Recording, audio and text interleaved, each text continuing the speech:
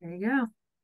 Okay. All right. So, hi guys. I know that I probably know both of you, but I'm Joni Elfers, the school age coordinator for the Down Syndrome Association.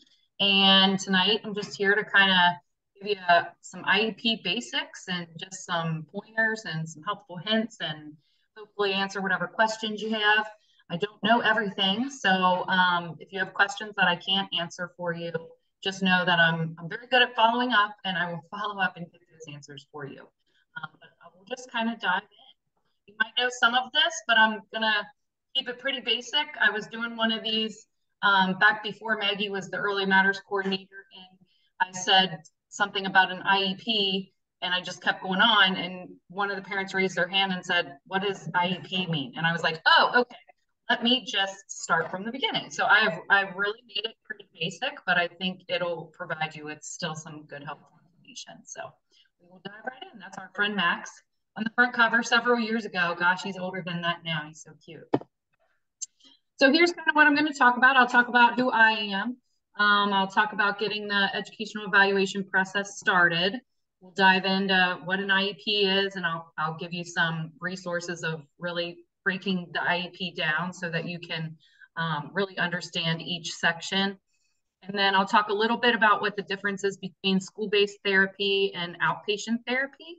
And then I have some resources that I'd like to review at the end. So who am I? So the reason that I'm in this world of Down syndrome is because I am Peyton Schroeder's aunt, my sister's girl. She's 21 now, which I cannot believe. So your lives are going to flash before your eyes. She has graduated from school, so we've gone through that whole process. But yeah, so now she's kind of figuring out the adult world. But that's why I dove into this world of Down syndrome, and I'm very blessed to be where I am. So I was actually finishing up my degree at University of Cincinnati in education when Peyton was born. And so I kind of knew that I wanted to do something with education, but I didn't want to be a teacher in a classroom. And with Peyton being born with Down syndrome, I wanted to do something with people with disabilities and and something to do with education. And so I just kind of looked for what was out there. And back then it was called Hamilton County MRDD. I got hired as a service facilitator, which now they're called SSA, Service Support Administrator, I think. Um, and I worked there for about 5 years. I absolutely loved it. But the problem was I worked with anyone who was 3 years old on up, through their entire lifespan. And so I was only doing a little bit of the school piece. And I really wanted my focus to be on the school piece. So I started looking for another position and I found a job at Cincinnati Children's Hospital. It's called a school intervention specialist. And put my resume in there and got hired. And I was there for about 5 years. I was doing helping kids mainly with cancer get back into the school system after they were released from the hospital and ready to go back in. Loved that job too. One day, my sister called me and said, the Down Syndrome Association has a school age matters position open. You need to read it and you need to apply because it's perfect for you. And so I did, and luckily I got the job. And I just realized we don't call it school age matters anymore. I'm just the school age coordinator. So I'll need to fix my PowerPoint. But so some of the main things that I do as the school age coordinator, I help with all of the IEP stuff, anything school related, behavior meetings. You might find over the years that behavior is kind of like this. It goes up and down. You'll have your moments where you're struggling with behavior and other moments where everything's fine. But I help with that as well. And I can do peer presentations. I go into the schools and talk to their gen ed peers about what Down syndrome is and maybe some specifics um, in relation to the student that I'm talking about. I love that part of my job. Usually I do it for kindergartners, but first grade is when they really start to get it. So, but that's something to keep in mind that I can do once your kiddos are at that age. And then just plan a whole bunch of programming throughout the year, just like Maggie does, but it's obviously for older kids. So I just like to start out with some, I call them helpful hints, and I use these faces to try and talk about what I'm trying to describe. So this first one over here, I don't know, can you guys see my pointer? Yeah. Okay. So this first one over here, this mad face. So I worked with a mom, and this was actually when I worked at Cincinnati Children's. And this mom came into this school meeting and she was furious. And she was stomping around the room. She would not sit down at the table with the team of people. And immediately you could just see walls go up. And everyone that was at that table just it was not going to be a good meeting. And it was not a good meeting. So why I put this face on here is just to try to remind you there are times where you're going to be upset. There are times where you're, going to have concerns and not agree with the team, but try to maintain professionalism. You're going to get a better response from the team members if you try to go about things in a professional way. Okay. This one here, just kind of like, it is okay to ask questions. So one thing that team members tend to forget, they go to these IEP meetings all year round, and they're so used to the language and the acronyms and everything that comes with the educational world. If you don't understand something, you're new to this process. Ask questions. I go to over 100 school meetings a year, and I am always asking questions. And I'm also there just to kind of help the parents ask questions to say, hey, do you understand what they're saying? And a lot of times parents will say no, but I didn't want to say anything because I didn't want to look dumb or whatever. You're not going to look dumb. Ask your questions. Do not hesitate to ask your questions, especially with the acronyms, because it's a whole new world of acronyms. This one here, laugh with your team. Tell funny stories about your kid. Teams love to hear that stuff. And if you can create that positive kind of fun relationship where you can joke back and forth with the team about funny things your kid has done, it just makes things a little more light. Okay. This one right here with the tears in the eyes. It is okay to cry at a school meeting. I would say about 90% of my meetings, one of the parents has tears. And that is okay. That's because this is your pride and joy that you were talking about, and you're talking about a big chunk of their life. School is a big chunk of their life. So you're going to get emotional. And sometimes I think it's okay for the team to see that, tug on those heartstrings a little bit. It's okay to cry. And then this, I've had a lot of parents when we've walked out to the parking lot after the meeting, and they're like, I know it's only 1 o'clock, but I'm going to go home and have some wine. I just need to unwind. So do that for yourself. Go home, have a beer, have some wine, or if you're not into having alcohol, go home and take a walk or take a hot bath, because it is nerve-wracking. It doesn't need to be nerve-wracking, and I'm here to help you through that, but it is when you walk into a room and there's a table full of people, and it kind of feels like, oh, they all know each other. I don't know who any of these people are, and it's them against me. It's not like that, but it can feel that way sometimes. So it's okay to go home and unwind. So some more helpful hints, okay? So be organized. Go in. So when your child, well, we used to send some binders out when kids would transfer from Maggie's group to my group. But now we started doing it around the age of 3 or 2.5 or 3. Use those binders that we send you for all of this stuff. Put their medical paperwork in it. Any therapy and assessment records that you've had done on an outpatient basis.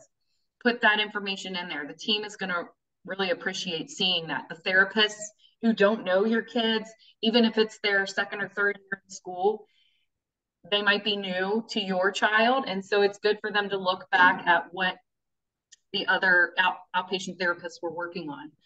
Bring a list of upcoming medical appointments so they know the days that your child's not going to be there, or maybe they're going to be out for part of the day. It's always good to have a calendar of important dates to share with them.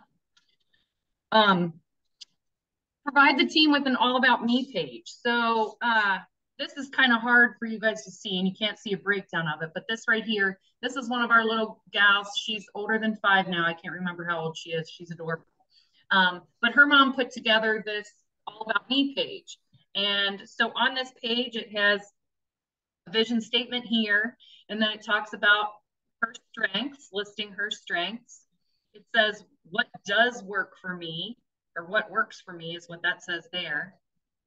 What does not work? So some things that, you just know are going to set your child off. And then what I'm working on is right here. And then what I love. So this is just one example of a vision state or an all about me page. And at the end of this, Maggie's going to send you guys an email that has a bunch of different resources in it, but it'll also have one that you can make yourself. And right now it's all about Amy Eiten's son, Nathan, but you're able to get in there and make it to how you want it to be. There's a ton of these out there. If you're someone who's not good at technology like me, um, you can just glue pictures. You know, people like pictures, so pictures and write it out. You know, there's all kinds of samples out there that you can create for your team. But teachers really love that because it gives them a glimpse of what your kid's all about. And a lot of our kids at that age struggle with communication. And so if the teacher can see all of this great information right there, it's awesome. Bring a list of notes and questions. So when you get in there and there's 10 people sitting around the table or 8 people sitting around the table, it does feel overwhelming and you'll probably forget most of your questions. So I would say put them in the order that you want them answered, but make sure you bring them written down because once you get going on something, sometimes it's like, oh my gosh, what were my 3 other questions? I can't remember. So it's important to bring a list of notes and questions. Bring a friend or family member. If you have a teacher friend or a therapist friend or someone who understands the special education system, bring them. Bring me. I love to come to meetings. Maggie's been doing a really great job getting me connected with families early. I love to come to the meetings early and become a part of the team right off the bat so that the team gets to know me and so that I'm not only being called when there's issues. I like to be really a team member and just try to work with everybody to create the best plan for that child. If it's possible, allow your child to attend a portion of the meeting. However, I will say you don't want them there for the whole meeting. So if this is not possible, that's okay. You're going to be very distracted if your child is at that meeting. Sometimes you can't help it and you have to bring them, and that's okay. You can request for someone from the team to come and like kind of play with them on the side so that you can pay better attention. And then another big thing to do ahead of time before the school year, at the very beginning of the school year, is set up your mode of communication with your teachers and or your aides. Communication is so key.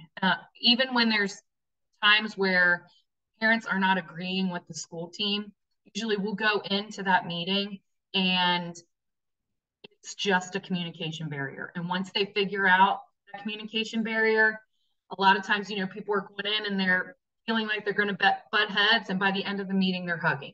And all it was communication. Communication is so important.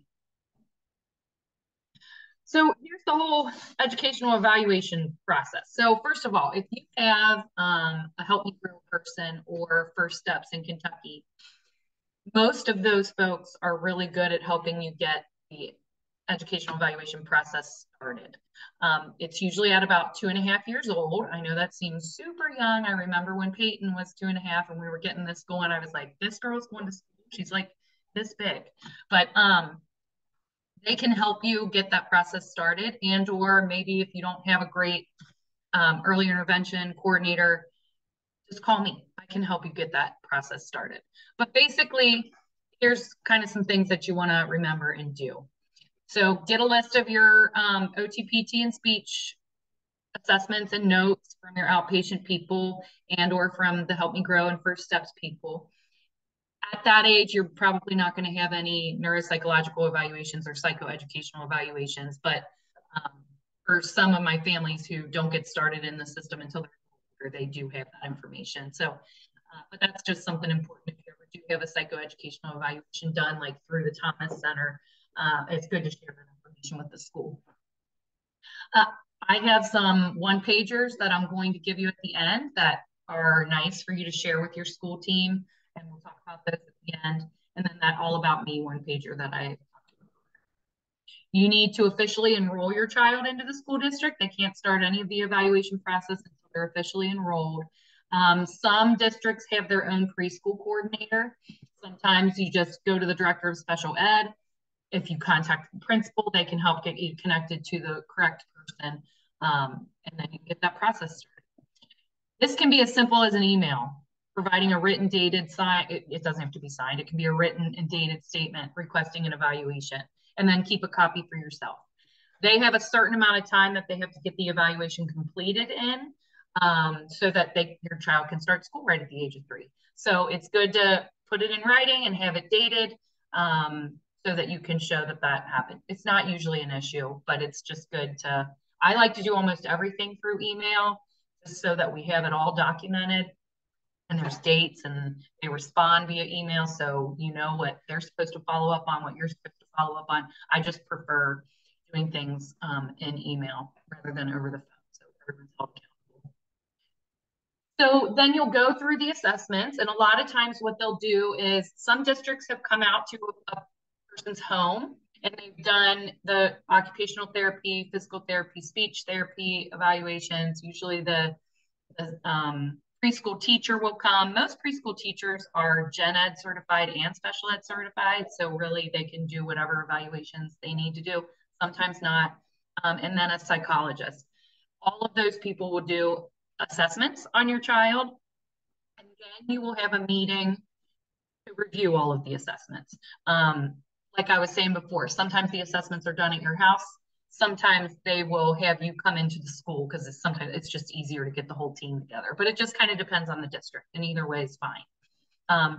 They will do some play-based assessments with your child to just kind of see what they know, where they are, what their strengths are, what are some things that they definitely need to work on. And then you'll come back to the table. And in Kentucky, you'll have a meeting that's called an ARC, and that just stands for an Admissions and Release Committee meeting. All that means is you're going to review the evaluation that everybody did. In Ohio, it's called an ETR, or an Evaluation Team Report. Those are both the same things. Basically, it's just the whole team coming back together to review the assessments that they did, and then you will plan for the IEP and writing goals and stuff like that. So if your child goes to a public school, it will be called an IEP, an individualized education plan. If they are maybe going to go to a private school, sometimes they will call it an individualized service plan, an ISP. Sometimes if your child has medical issues, they might have a medical plan built into the IEP or attached to the IEP, just to review, some of our kids have feeding issues. Some of them have to take medications for behaviors at different times, blah, blah, blah. So that can be a separate plan that is just included with the IEP. Some of our kiddos, probably not at the age of 3, because all 3-year-olds are learning behaviors and appropriate behaviors. But if behaviors escalate at any point in time throughout your child's school career, you might have something called a behavior intervention plan, where they get a certified behavior specialist involved to help the whole team get on the same page with how we're going to respond to these behaviors and what we're going to do to try to eradicate behaviors. But basically, your main plan at the age of 3 will be this IEP. Okay. Additional services that are typically in the IEP, especially for our youngsters, are school-based speech and language therapy, school-based physical therapy, school-based occupational therapy. Sometimes kids have a one-on-one paraprofessional. Sometimes there might be a couple paraprofessionals in the room just to help with any students that have needs. And sometimes there's a behavior specialist is called in. Again, not usually at the age of 3, because everybody's learning just how to do a routine and all of that. So who is a part of those meetings? So there's a list of people that by law have to be at those meetings. And that's you, the parent or guardian, at least one gen ed teacher, at least one special ed teacher. And like I said, if they're dual certified, it can just be one person that does gen ed and special ed. A district representative. So that might be, the assistant director of special ed, or maybe the director of special ed, the school psychologist, and then any related services providers. And what I mean by related service providers are PTOT speech. So all of those people, that's why I said it's a big meeting you're walking into with a lot of people at the table. So what are some of the main things you should know about an IEP? Basically, this is an education law. It falls under IDEA, and they're going to ask you every single year at your IEP meeting if you would like the parent guide to IDEA. Say yes, but basically you can look that up online at any time. If you want to fall asleep at night, say yes and take it home and keep it by your bed. But it is good to have the parent guide because it breaks it down so it's not lawyer talk, basically. An IEP has very specific goals and services that are listed and tracked, so they're progress monitored. So there will be goals for different things. There will be, in preschool, there's not usually big academic goals listed on there because they're just learning routines and social communication and that kind of stuff. When they get into kindergarten and first grade, it is going to get more academic. The IEP and the goals on the IEP are not going to track everything that your child is doing. They're just tracking snapshots to make sure that your child is continuing to make progress. So there will probably be a math goal. There will probably be a language arts goal. If they have, there will be a speech OTPT goal. And then it just depends on what their needs are. So there could possibly be a potty training goal under that OT goal. There could be a social communication goal if that's something that the team really thinks is an issue and that they really want to focus on.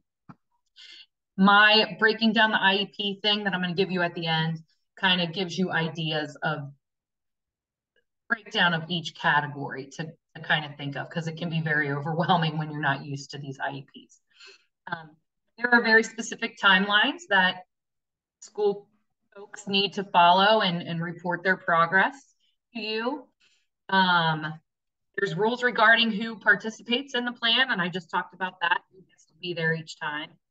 Signatures are required. So at the end of the IEP meeting, there's two different there's more than two different signature pages, but there's one that says you participated in the IEP. That one is just fine to sign. Yes, I was here today. Yes.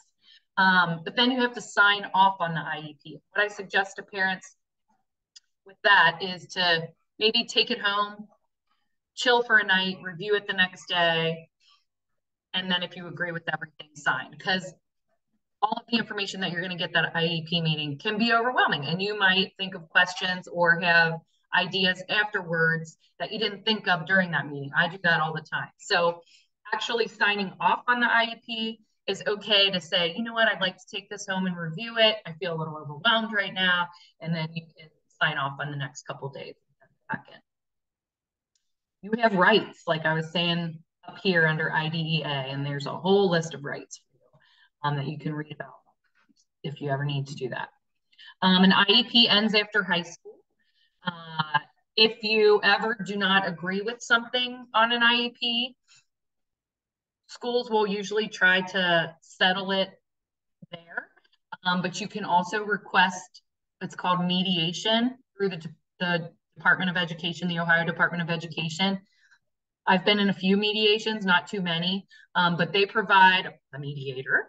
And this person really comes in, here's the school side of things, here's the parent side of things, and then just provides suggestions on, it's kind of like an objective perspective, basically. They might try suggestions to kind of help you guys come to an agreement on things.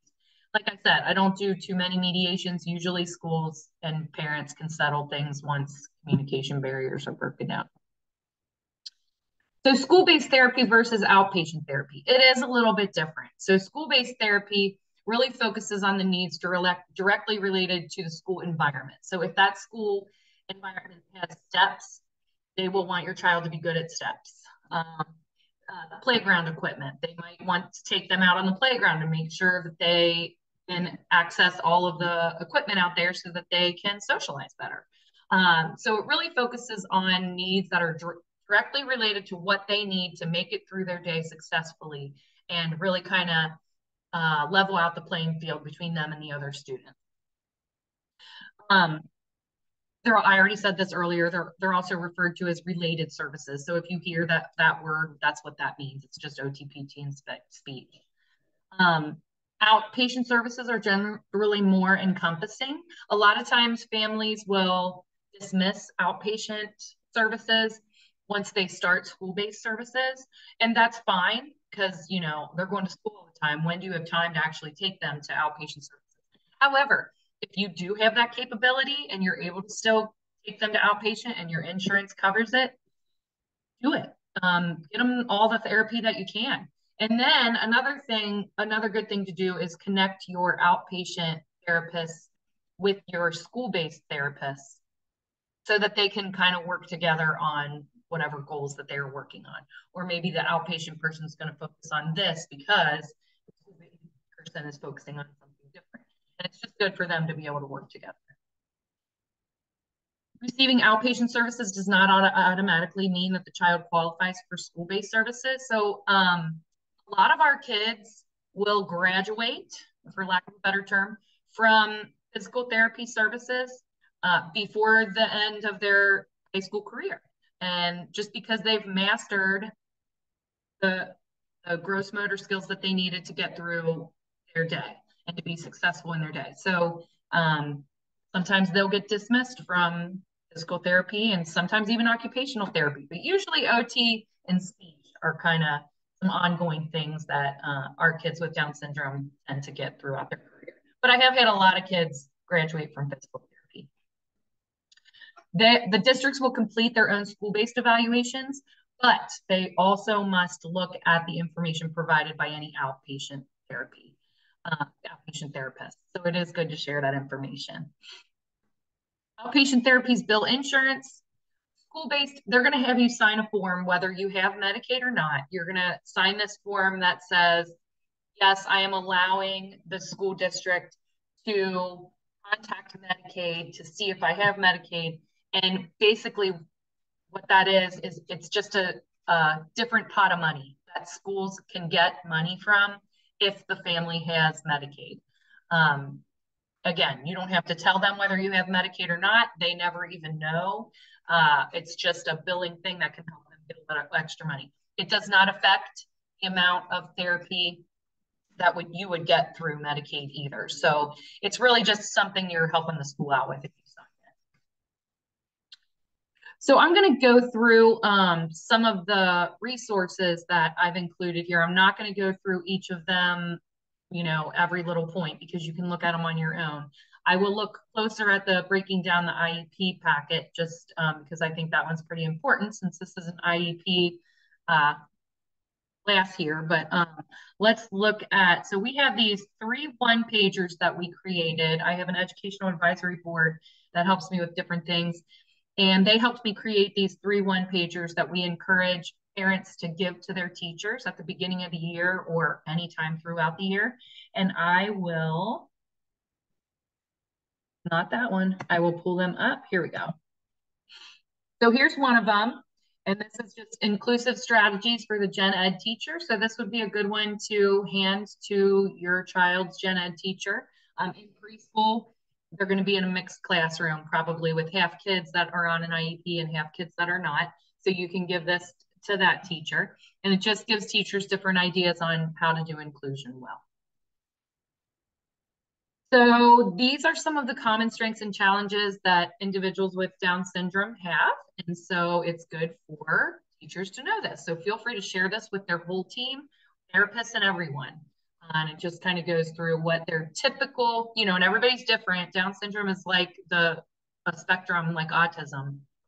My niece with Down syndrome, I'm sure, is way different than your kids with Down syndrome. So it is a wide spectrum. However, these are some of the common characteristics that come with Down syndrome, and it's just good to share that with your school team. And then these are just facts, different facts about Down syndrome that you can share with them as well. So those are the 3 one-pagers. All About Me one-pager. There's going to be a link in Maggie's email to you that can take you to that one that you can manipulate and create yourself. I'm not very good at it, but maybe you are. You're younger than me, so you're probably better at technology. But like I said, go out there and look for ones that, you know, work for you. There's all different kinds out there that you can create. And you can get your child involved too. They like to see themselves in pictures. And like I said, teachers love the pictures, so include pictures with it. Here's the one I'd like to kind of look at a little closer. It's called Breaking Down the IEP. So this is the one for Ohio. And if either of you guys are from Kentucky, I can't remember. I have one for Kentucky too, because every state has their own document, their own IEP document. And actually Ohio is pretty different. Um, Not totally different, but just the way it's laid out. It's pretty different than You have Kayla's from Kentucky and Amy's oh, in Ohio, so you have one of oh, each. one of each. Okay, well, I will send the Kentucky document to Maggie so she can send that out to you guys too. This is the Ohio one. And let me scroll down here. So I used multiple things to put this together. Um, so it just talks about, it goes through and it talks about what is an IEP, gives you, information about who's supposed to be there at the IEP meetings. It talks about what this document is, what should you do before your annual IEP,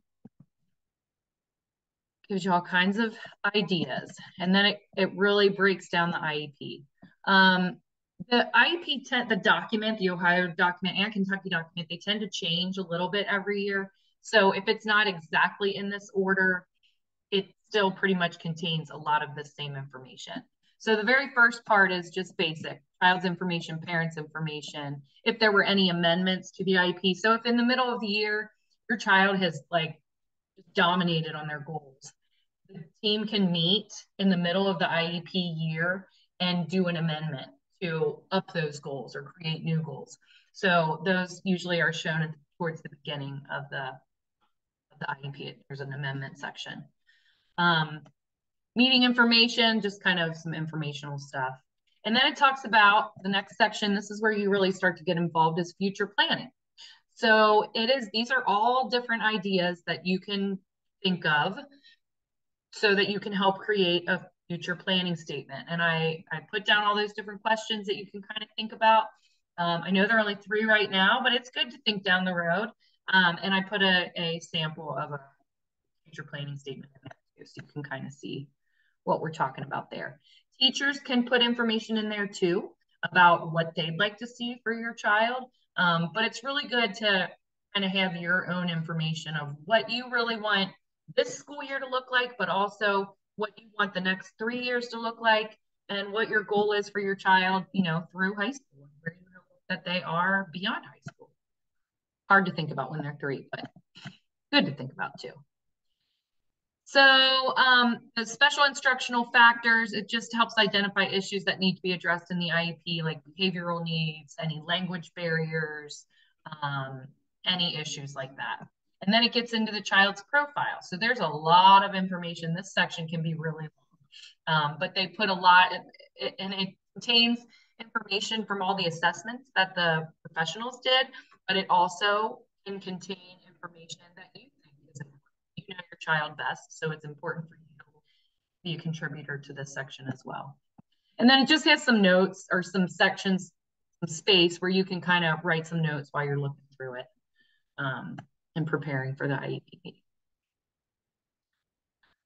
You don't have to worry about this until your child's 14, and it'll probably change by then anyways. But right now they have a post-secondary transition section that really starts to look at what's your goal for them beyond high school, and or if they're going to defer. I don't know if you know this, but you can defer your child's diploma and they can stay in school until they're 22.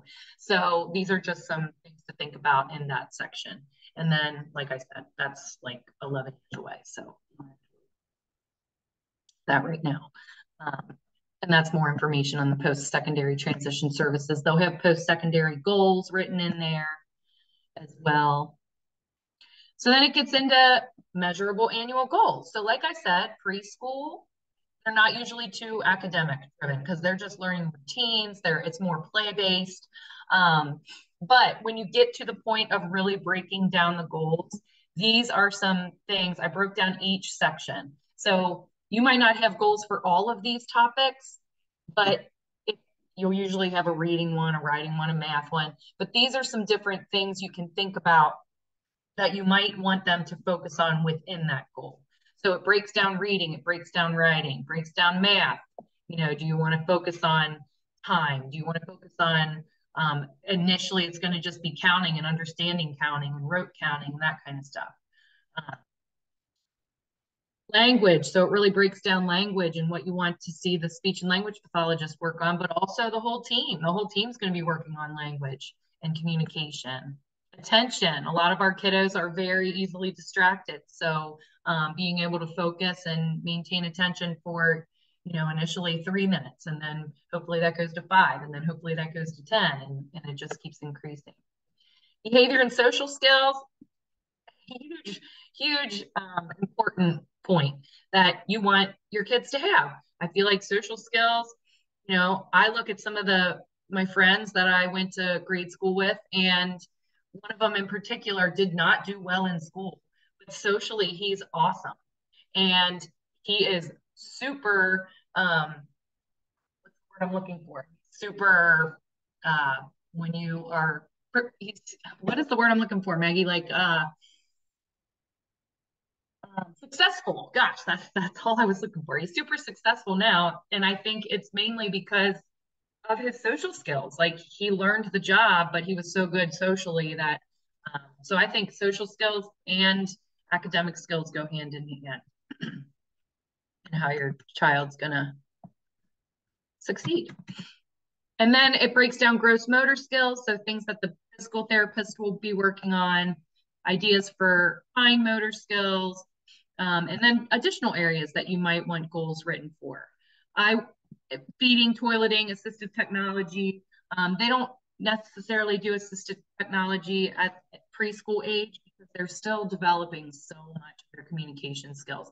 But eventually that might become something where the speech and language pathologist will start looking at different AAC devices. And that's just a communication device is what that means. What I will say is really try to focus your goals on, I would say maybe like 5 goals, maybe 7. Any more than that, your team is going to be taking more data than working with your child. And what you really want is for them to work with your child. So if you feel like you're getting good communication home on what they're working on, but maybe there's not 15 goals in the IEP, that's okay, because you don't want them to have to be documenting every move they're making with your child. It's good to watch that progress and make sure they're making progress, but you don't want too many goals in there. This just talks about how to write goals. So your team will draft the goals. They have to be written in a certain way. So they'll be the ones to draft it. However, it's good for you to know what you really want them to, what the goals to be focusing on. And then they can draft it in the way that it has to be written by law. So there will be a section that discusses the specially designed services, so speech, OT, PT, transportation. Oh, someone just clicked in. I just submitted them. Okay. There's a transportation section. If your child needs counseling services, if they need nursing services, this can all go in this section right here. And it really kind of describes what those look like and what how much time they're meeting with each therapist, and it just does minimums. So a lot of times our kids meet with therapists more than what the minimum is stated in there, but they have to have minimums in there so that they make sure that they're meeting with them as much as they're supposed to be. So there's also an accommodations and modifications section that where you'll list some different things out. So these are just some examples of accommodations that you might add into your child's IEP based on whatever their needs are. And these are some examples of modifications that you might see. And there might be more than this too. And your therapists will have ideas based on what your child's needs are. There might be adaptive scissors, adaptive grips on, oh, there's Kayla. Must have. Okay. So that can all be written into the IEP as well.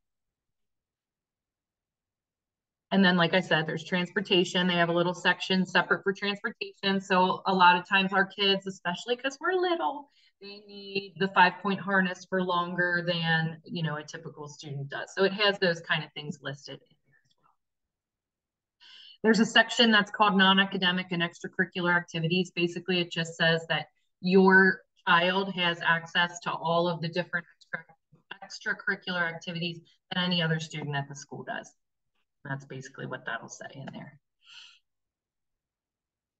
So section 10, the general factors, it'll ask questions. Sometimes the questions are worded so weird, but it'll just ask questions to make sure that we consider the strengths of the child, parent concerns, recent evaluations, all of the functional needs of the student, and if there's a need for extended school year services. I'd like to talk to you about extended school year services. So a lot of times districts will just automatically check no, that it's not needed. And then there's the next question that says, do you need to gather more information to see if it'll be needed next year? And a lot of times they'll just have no. And so, yeah, when they first start out, you won't know if they need extended school year services. Basically, if they've regressed more than the typical child and have not gained their skills back. But I always think that second question, you should say, well, actually, I would like more information gathered. So what they like to do is gather information after a long break. So that might be, they go through this school year, they learn all these skills, they've got all these skills, they come back the next school year, and it takes them more than 6 weeks to recoup what they forgot over the summer. That would get them eligible for extended school year services. I included a couple links here that you can follow that talk about extended school year services in more detail. And I would encourage you to read through those before your IEP meeting.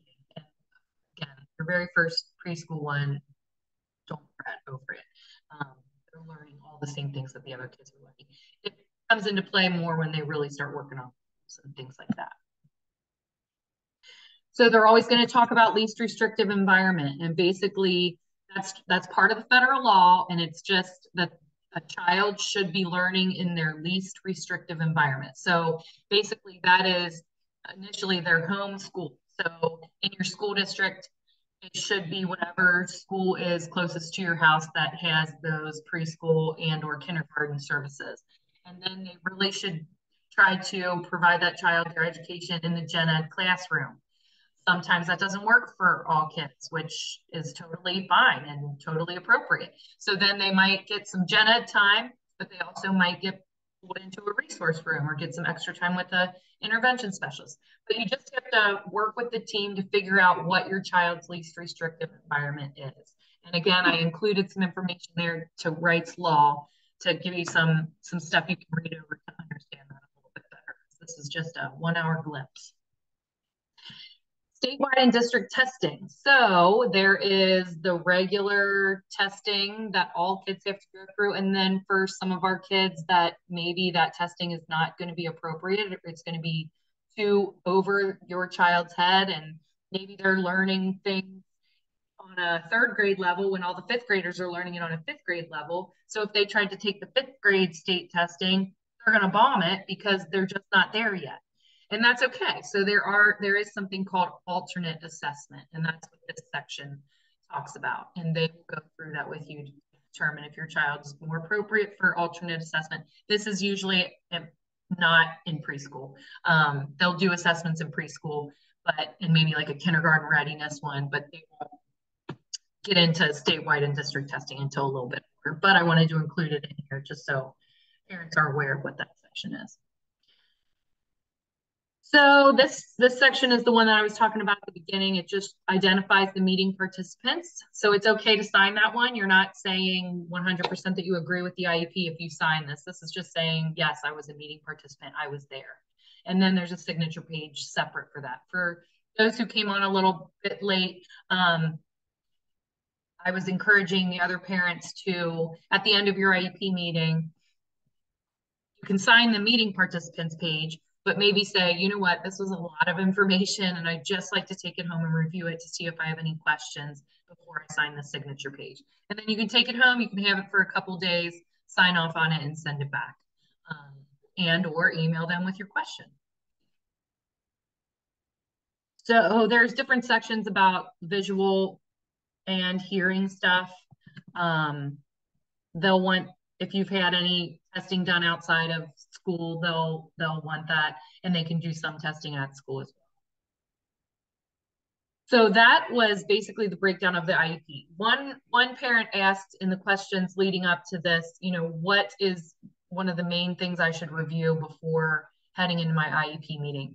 And I would say this document right here, just kind of read through it. Like I said at the beginning, I go to over 100 school meetings a year, but I can't tell you how many times I pull this document out as we are going through IEP, because it just helps me like, okay, we haven't really talked about articulation. We talked about social communication, but we haven't focused on articulation. And it just helps me like ask those questions, like, well, what are you doing? I know it's not a goal, but what are you doing for articulation? Or what are you doing for social communication? Those types of things. So it's good just to take it with you so you have something to refer back to as you're going through the different sections. And like I said, I'll send Maggie the one for Kentucky so that you can see, because their document's a little different than Ohio's. So that was a whole lot of information in like 50 minutes. What questions do you have? Like I said, I might not be able to answer all of your questions, but I will definitely follow up to get the answers for you. And that's kind of how I operate all the time. So if you ever reach out to me, I just had my coworker who has a little guy with Down syndrome ask me a question today. And I was like, Mary, I don't know. I'm going to have to get back to you on that. And so I've got some feelers out there to some folks. I have a lot of resources I can go to if I don't have the answer to your question. So any questions right now? Don't be shy, ladies. And if not, that's okay too. Go ahead. Hi. We are planning on homeschooling, and First Steps is transitioning us out in January, and they're like really pushing us to try to like, if we're definitely doing it, if not, our pediatrician has basically said since he was a preemie, we should probably wait until he's 4 to go to preschool anyway. So right now the plan's to homeschool, but should we go ahead and go through like the process of like preschool testing and like writing an IEP, or should we just do that like if we decide to send him to school? I don't think it hurts to go and just hear what they have to say and and to get those initial assessments, because that might clue you in onto some things that you might want to work on with him, and or they can give you ideas of what a preschool environment really looks like, so that you're preparing him for preschool if that's your overall goal to send him there. That's cute. I just saw it. So yeah, I don't think that it hurts to have those assessments done, because you can always enroll and or withdraw from the school district. So it might be a little bit of an extra headache with paperwork. You want to fill out the paperwork to get them enrolled, have the assessments done, and then you can say, I just don't think we're ready for this. Or maybe they will really enlighten you and you're going to be like, maybe this is really good for him at this point in time, So I think it's a good idea. We also, are you familiar with our homeschool community group? Yeah. Okay. So that group is good to rely on too with questions, because a lot of those families have been doing homeschooling for years and years. Some of them are brand new that might say, hey, these are some things that you should think about. But that's a good group to rely on. But I'm happy to still be a part of those meetings with you if you do decide to kind of go through the evaluation process. I can be there with you to help answer whatever questions and just make sure you're on the same page with everybody. Okay, sounds good. Thank you. Mm-hmm. So we have apparently there's like 4 meetings that we have before Carson starts preschool. Which one do you typically like come with us and kind of help in that aspect? Because I feel like it's a lot of information. It's a lot of different. Sure. Absolutely. So yeah, I have gone to, so a lot of times they'll have the initial just kind of where you bring them in and they do all of their assessments and it's all play based or whatever. I'm not going to have a lot of input into that one because it's just going to be the therapists and the teachers playing with them and checking out different skills and things. But the ETR or the ARC, if you live in Kentucky, where they review all of their assessments, definitely you can invite me to that one. Okay. Some schools will do their ETR and their IEP at the same time. They'll review all the information from the ETR and then they'll have the IEP drafted and they'll go over that too. If that's too much for you, it's a lot.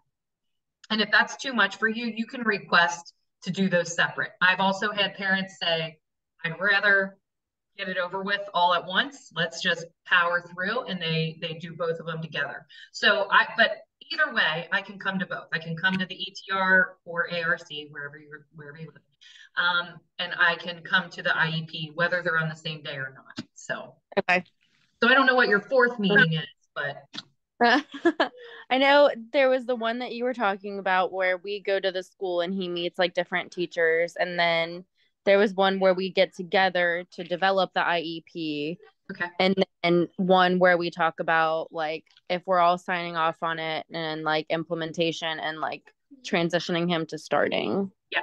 So I can come to those like the day where they're just playing with them and doing their assessments. No, but all the other ones I can come to. Okay. And I would just say this has been my busiest year so far. And I think it's Maggie's fault. I think it's because she's so good at getting families connected to me. Oh, is that funny, Carson? Is that funny? Oh, that's cute. No, but so I am really busy. So the more notice that you can give me on when your meetings are going to be, the more likely I'll be able to come. Okay. So just give me as much heads up as you can. I know we have our one like play meeting scheduled. I forget exactly what day it is, but I don't think it's like late December or January. Okay. Yeah. And I'm good that far out. You know, it's just like the next few weeks are usually like she lives right ahead are usually like crazy. She lives like a mile from me too, so she's close to us on the west side. So that'll be helpful. Yeah. And he's going to Houston Early Learning Center. Oh, okay, great. Oh. Hi, buddy. He said, "Who, me? Who, me?" I can't believe these boys are like going to preschool next year. It's like blowing my mind. I just remember when Peyton was like getting close to 3 and my sister said that there was a man coming in a van to pick her up to take her to school. I was like, what? And you're not following that van to the school? Like what? Because she was so little. And actually everything was wonderful. The driver was great. I actually just picked up my niece from school the other day and she got delivered in like a white van.